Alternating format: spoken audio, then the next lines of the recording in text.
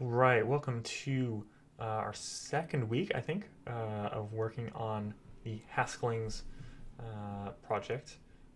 Last week we sort of started this project off trying to like make a clone of Rustlings, except obviously for Haskell, and made a really basic version where we could like do this exercise and have it print out the all the output of running GHC and trying to compile a single file, which is a step in the right direction.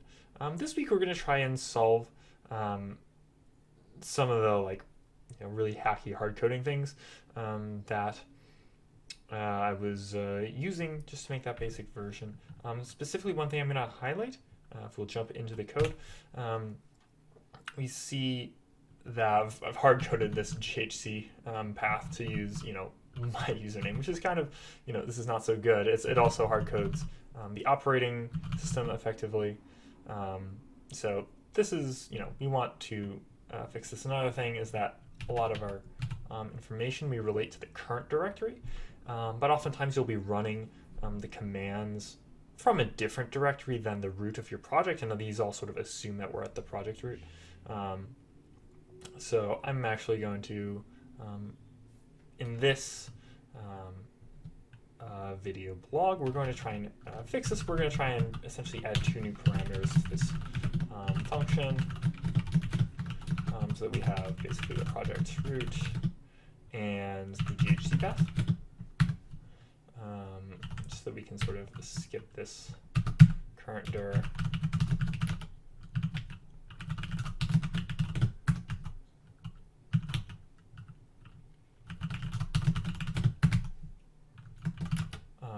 And then GHC command is just, you don't need that. We'll just say GHC path. So these are the changes we want to make. Obviously, in our runner, we're going to have to provide these when we say run exercise. So basically, what we're going to do here is we have this new module called our config, and this is going to basically load our project root and our GHC path. So the change we're going to make here is we're just going to say, load project root and GHC.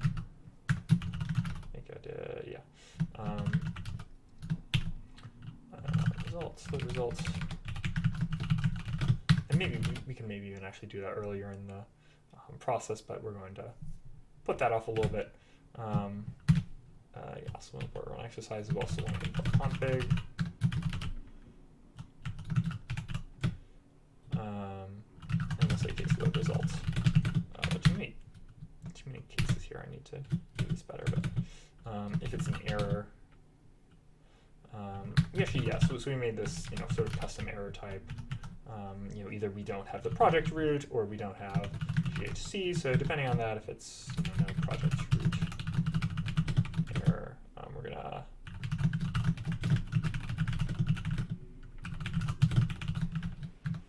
and if it's no GHC error,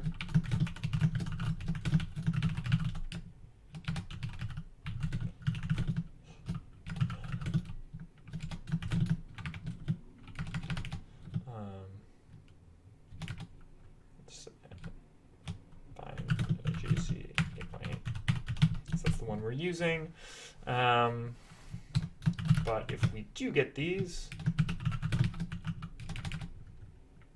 paths, then finally we will run our exercise with these paths as the extra parameter. So we're gonna next go about. There are some interesting things involved in actually configuring our project and just doing the directory manipulation, these operations that are necessary in order to find these files. And like one thing in particular is that we're going to see, actually what we're going to start off with is we're going to show a breadth first search, which is like kind of cool. It's kind of neat to see these kinds of algorithms in action. So well, the one we're actually going to start with is finding the project root. This is going to make one assumption. So we're going to use a breadth first search approach. Breadth first search is better than depth first search in this case because, if we were to actually go in there, we have like out of our home directory, we have all these different like .stack directories, and those have a lot of different. There's a lot of junk in there. So if we do a depth first search and get caught in those, this can actually take a while. Whereas breadth first search, if our project root is just a few steps away, just 1 or 2 steps away from the home directory, then we're going to be able to find it very quickly just because of how breadth first search works. Assumes home is not project root. That's one little edge case. Find. And we will provide the possibility of failure here. We will say that perhaps we don't end up finding our project root successfully. So the first thing we're going to do is we're going to find our home directory. And then we're going to use tail recursion, one of more fun, or one of the more important things for you to learn as you're sort of starting out in Haskell, because recursion is obviously very important given the functional nature and how our data structures work. Tail recursion is, it lets you add extra parameters, as we'll see. So we don't want to just use our find project root as the recursive call, because that'll actually lead us into a depth first search solution, and like we said, we want breadth first search. What we're going to do is add an extra parameter, and this is going to be a sequence. And what this is basically a queue, a search queue of file paths that we are considering that might contain our project root. And this will return our final result.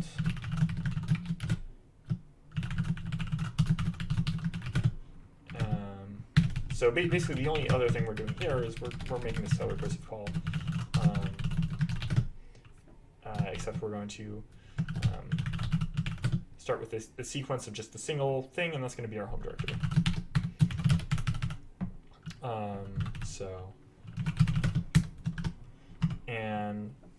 So the way that breadth first search works, I suppose we start with the way sequences work. If you're not familiar with sequences, they basically allow us to both append to the end of the sequence and append to the beginning of the sequence, or remove from either of these sides relatively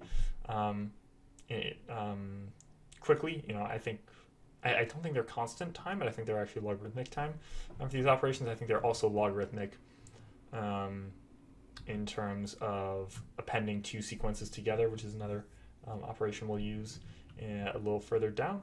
But the way, so we want to start by basically breaking apart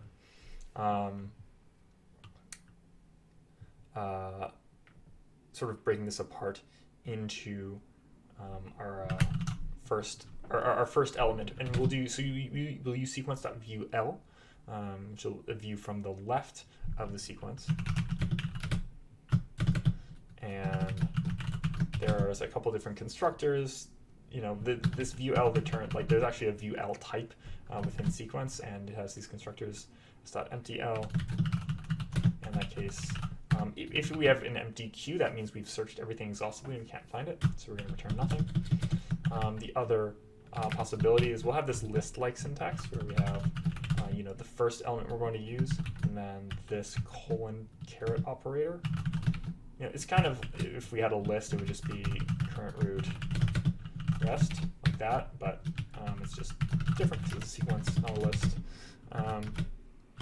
And so what we want to check here is we want to know, okay, is this current root we have, is this actually our project directory, which we have the name, we want the Haskellings directory.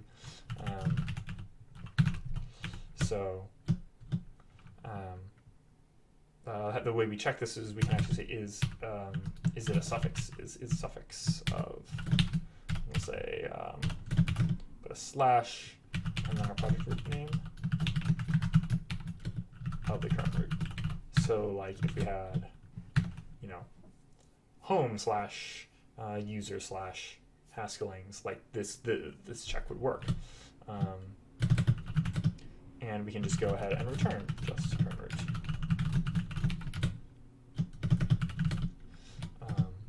So that's sort of the base case, success case. Well, the base case I suppose is that it's empty. Then that's sort of the success case.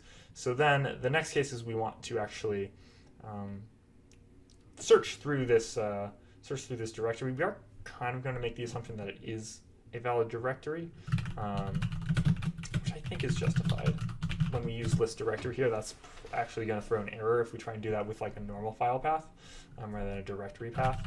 But I think we're only going to put stuff into our list if it is in fact a directory. So we want to loop through these contents. We're going to use for_m, and so this will give us, let's call it C, one of the different file paths. So this is kind of like calling ls from the directory. We just list the different file paths, and it is in fact you don't get the full path when you do this. You just get the relative path relative to the root you use. So first thing we have to do is make a new directory.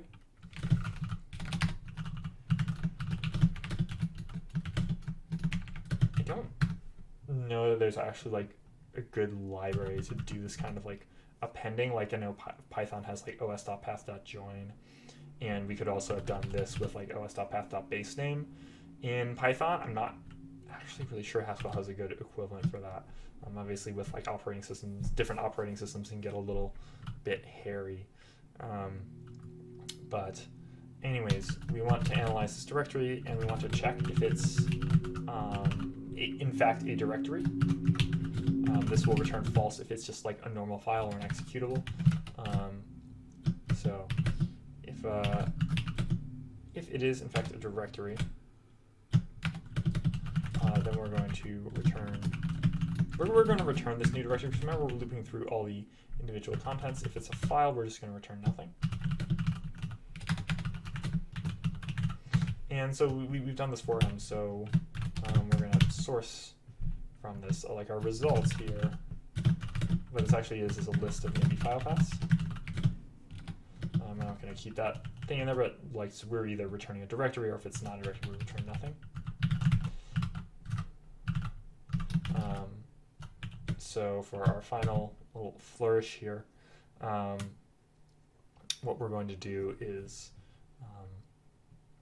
so we have these new directories that we might search. We want to append them to the end of our search queue. That's how breadth first search works ultimately. So we want to say find project root tail.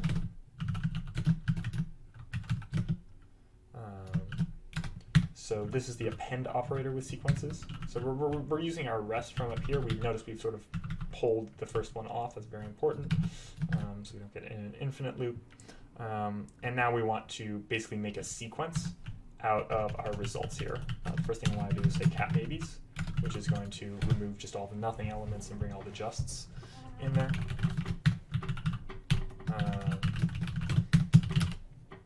And so yeah, we make our recursive call. And no, did I? I think that's right. Indentation is a little tricky sometimes. So that's how we essentially can find the project root. That's a good starting point there. When it comes to finding GHC, we can do something a little bit similar. What we do kind of know here is, again, we're going to start from the home directory, and we know where the stack directory is supposed to be. This might be a Linux specific assumption, so I'm a little dubious about this, but we'll see. At some point, I'll test it more thoroughly and see if it works on Windows as well. So we're going to sort of add .stack and programs. In fact, the fact that I'm using / just means this is might be problematic on Windows. I feel like these are the sorts of things that future-proofing this and making it safe for all different operating systems can be kind of tedious.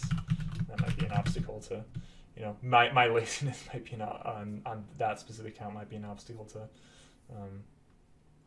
really publishing this, but we'll see. So we have the stack directory, or we have stacking programs, and we're just going to list everything that's in there.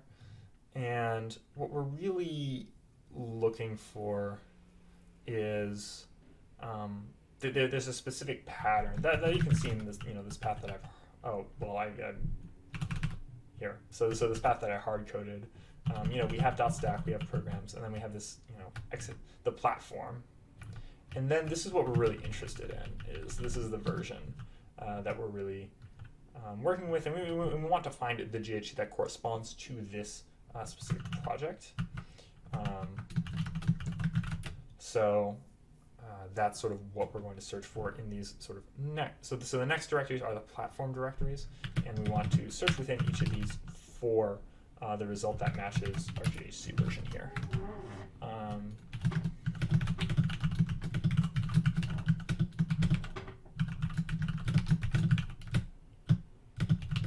So we'll set full path.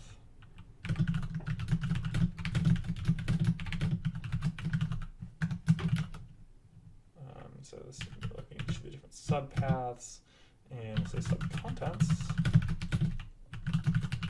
So we'll do another list directory. I'm not, this approach isn't totally safe. It works out because we know this is going to be a directory, but if there were any non-directories in here, this would be problematic. So I might, again, this is another thing I'm going to want to rethink eventually, but we're just going to stick with this for now.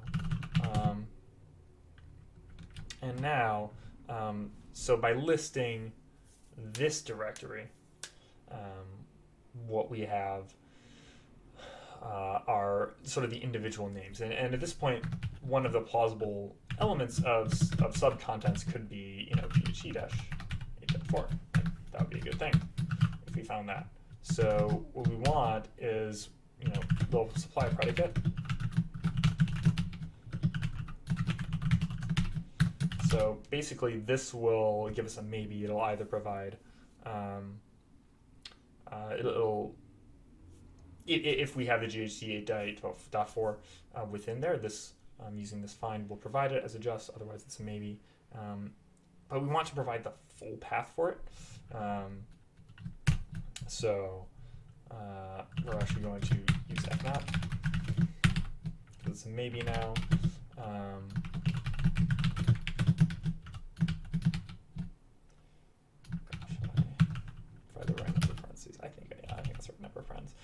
So basically, if it's nothing, this will still be nothing.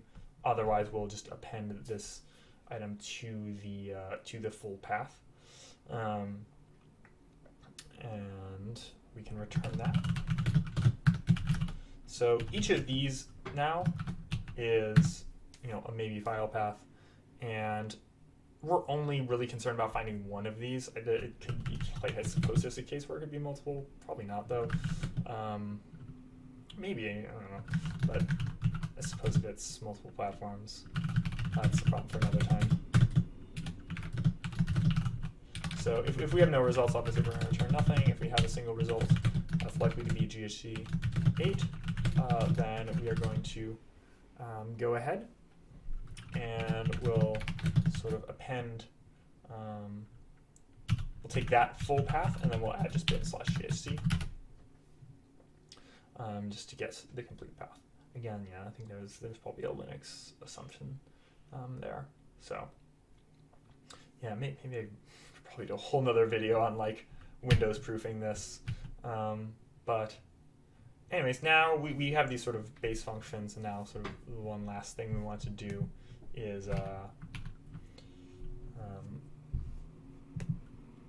it's just load these.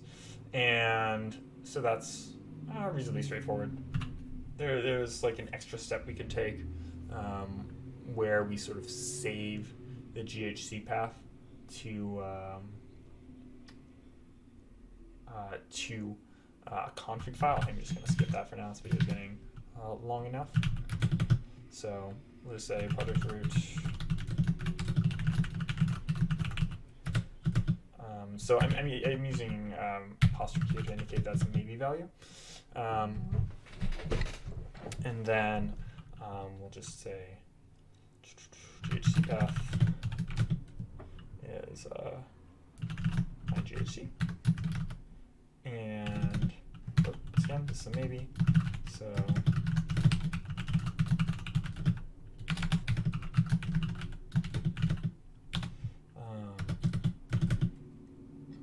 these are both justs.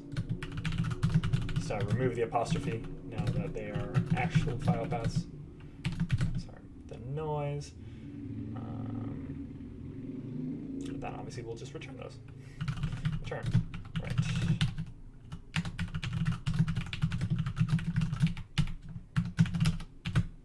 And otherwise, if it's just something but no GHC path, then we'll say return left, no GHC error.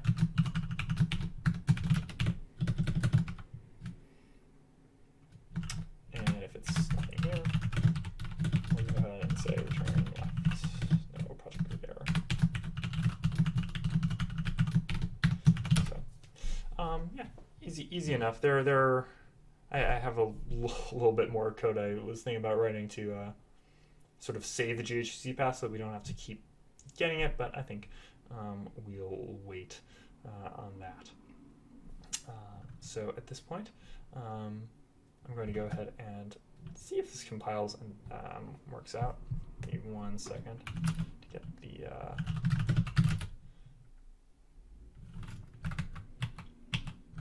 there we go. Oops. Okay. I believe, is it not really JC?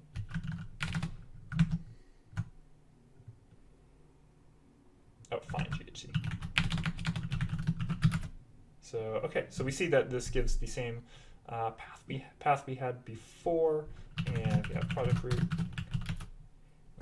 Yeah, that just gives us home / Haskellings. So that's how those functions work, and we've now incorporated that into our project, so everything's a little bit less hard-coded now. So that's good. I think next week we'll actually, now that we have a little more firmness with where we're sourcing our files from, we'll go ahead and start trying to implement the watch functionality, which has some cool things with events and event channels and listening. So stay tuned for that.